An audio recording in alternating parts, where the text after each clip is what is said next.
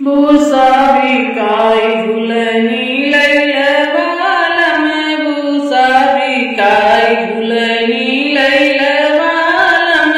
झुलनी लैलवालम झुलनी लैलवालम भूसा बिकाय झुलनी लैलवालम भूसा बिकाय झुलनी लैलवालम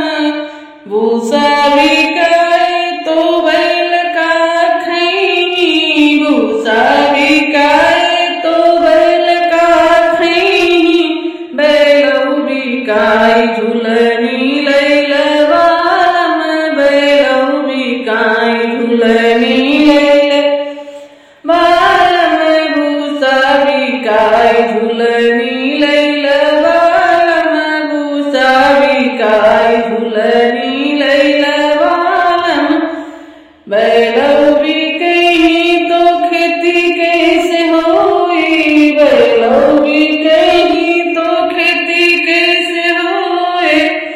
खेती बिकाय झुलनी लैलवालम खेती बिकाय झुलनी लैलवालम भूसा बिकाय झुलनी लैलवालम भूसा बिकाय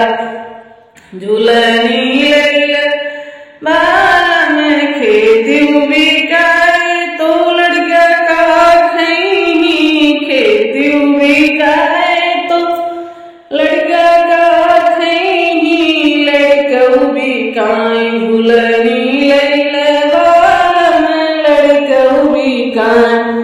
झुलनी लैलवालम भूसा बिकाय झुलनी लैलवालम भूसा बिकाय झुलनी लैलवालम लड़कौ बिकही तो हम कैसे रहबै लड़कौ बिकही तो हम कैसे रहबै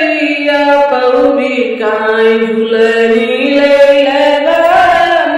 आपौ बिकाय झुलनी लैलवालम भूसा बिकाय झुलनी